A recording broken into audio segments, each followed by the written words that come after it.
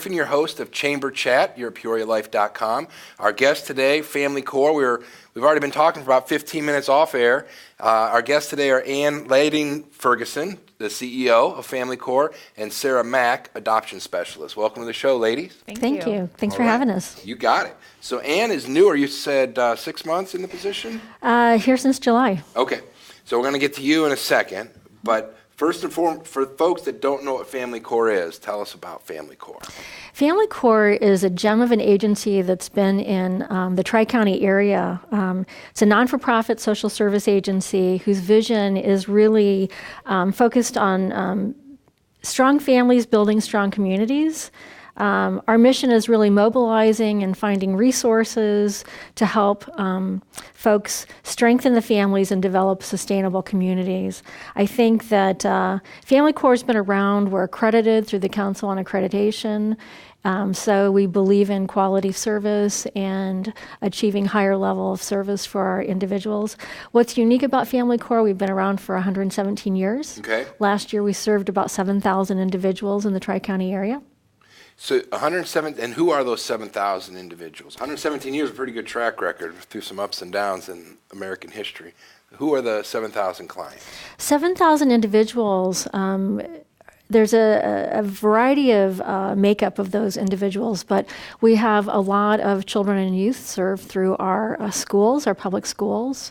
We have individuals who go into the schools and partner with the educators in multiple school districts in the area, and they help through social and emotional techniques, working with the educators to help those youth and their families achieve the educational goals. So a lot of kids and families. We have children and parents in foster care. Children who are placed in foster care. We're working with biological families. We're working with the foster parents to ensure that the resources are there. They can create new avenues and new processes to get their families reunified. Should those families not be able to reunify, then we're looking for permanent homes for those children so that they can find forever homes.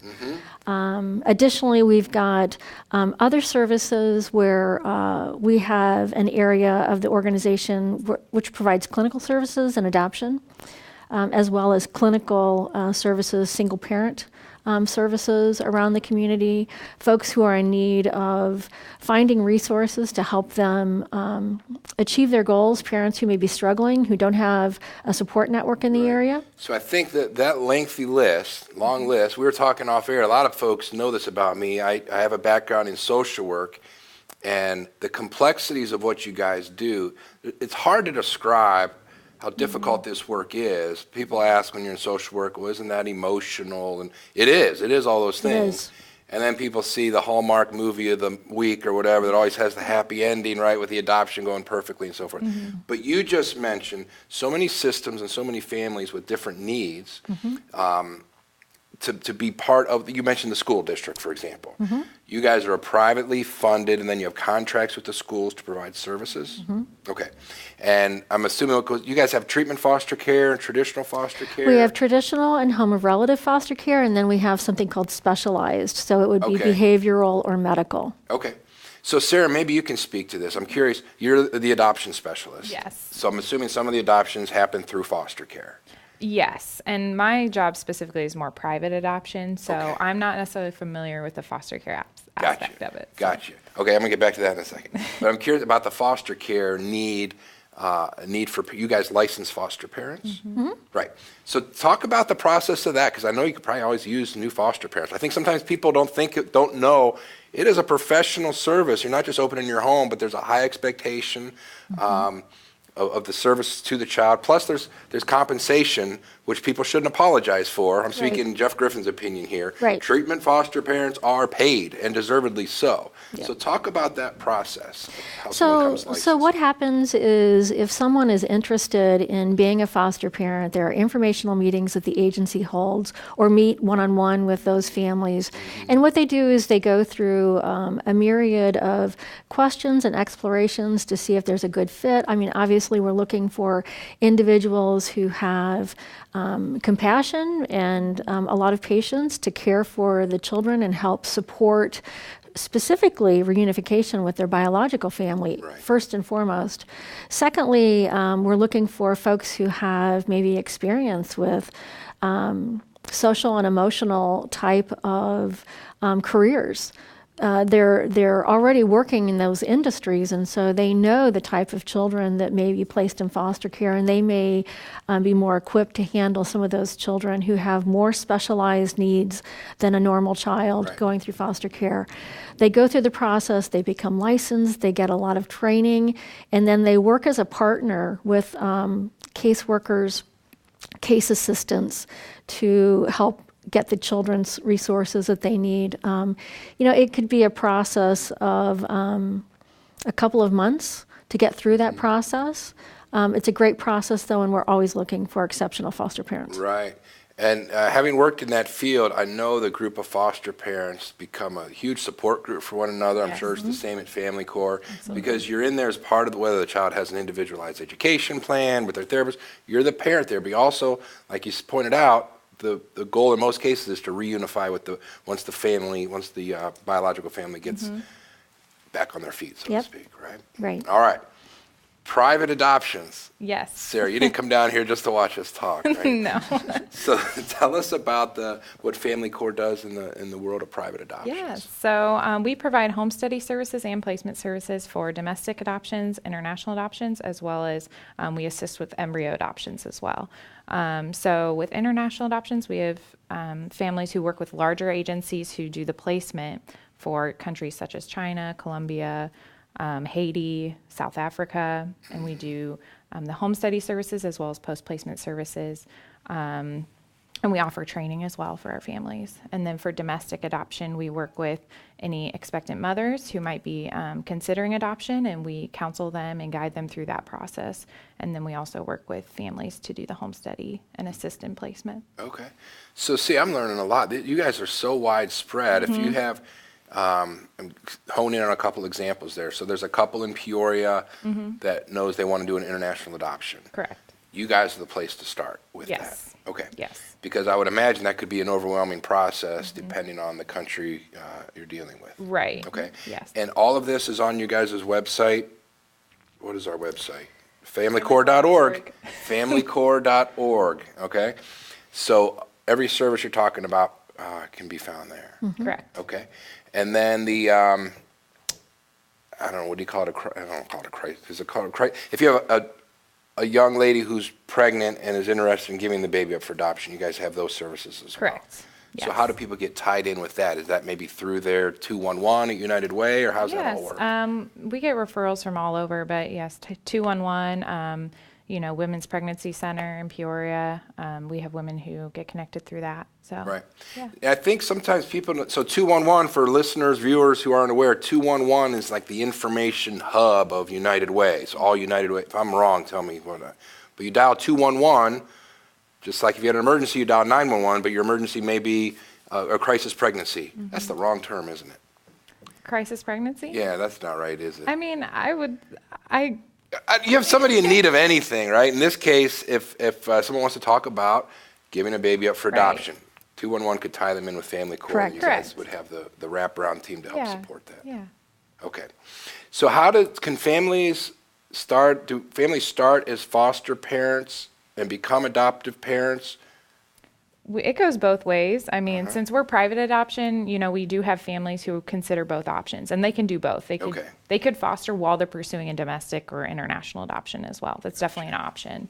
And I worked in foster care for a couple of years, so I can definitely help them figure out what's the best option for them. Right. Because as she had talked about foster care, you're encouraging reunification as well, if the case isn't already going to adoption. So you want to know that, is my heart ready for this? Am I ready to be able to allow these children to go back home?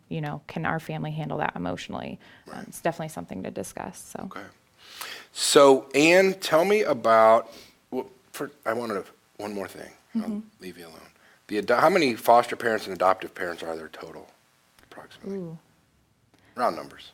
I'm gonna plead new kid on the block. I don't have numbers in my head yet, Jeff. Well, you've been doing this 117 years. My punchline is there's got to be a lot of parents and foster parents who have been doing this quite a while. So if you're interested in doing it, you can dip your toe in the water and have a great Yes. deal of support from the resource. Absolutely. All right. So now you can't claim new kid on the block to tell me about the Rebuilding Together Peoria project. And tell me about this. Well, it's interesting.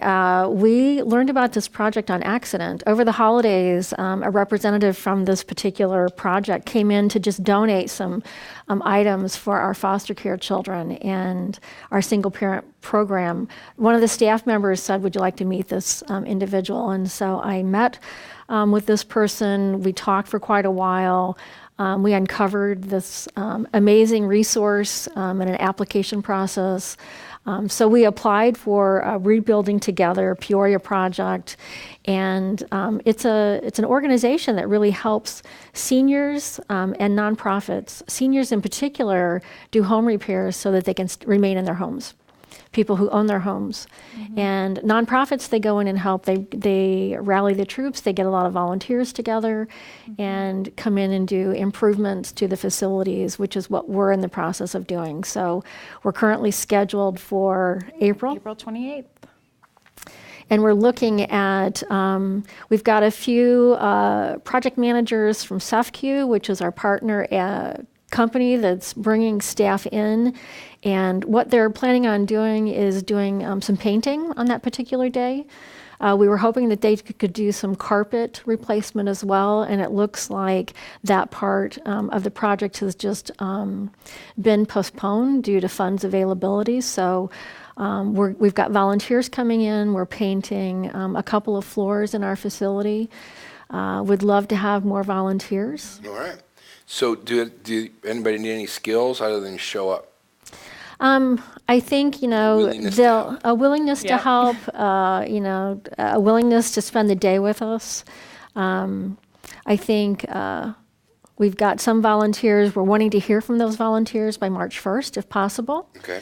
Another need, though, that we have is we're really looking for, because the carpet is one of the things that we need replaced, and it's not something that's in the Rebuilding Together project right now budget. We're hoping that if anyone has extra resources and wants to help FamilyCore do that, by all means, they can check out our website or give our office a call at 309-676-2400. There you go. So two things. March 1st, that's Thursday, so that's coming up quick. If you're out there and you'd like to help FamilyCore with the Rebuilding Together Peoria project, you can go to the website, familycore.org, sign up there. If you're unable to help or be there, also accepting financial donations, or if you have carpet to donate. Yeah. I don't know exactly how that works, but maybe somebody out there I don't know either, but has yeah. a carpet factory. It's overrun, huh? Or if there's folks that have, from the construction trades, who's interested in helping us with the labor aspect, give us a call. There you go. West Central Building and Trades. I know you're out there. I know they do a lot giving back to the community. So great. Fantastic. All right. We're wrapping up time here, folks. This is Jeff Griffin, Chamber Chat at PeoriaLife.com. Our guests today have been Ann Ladding Ferguson, the CEO of FamilyCore, and Sarah Mack, the adoption specialist. As our clock winds down, any last minute, mention some needs, anything else you need from the community? I just think it's important that folks know that FamilyCore is there as a resource. All families uncover times in their lives that they have needs, and just know that we're there to help provide hope and resources and get back on course so that life can be a little healthier and happier for everyone. There's something out there. And Peoria is a better place as a result of it. Well, thank you for all you guys do. Thank Thank you for you. being my guest today. You as well. FamilyCore.org. Thanks all. Nice. PeoriaLife.com.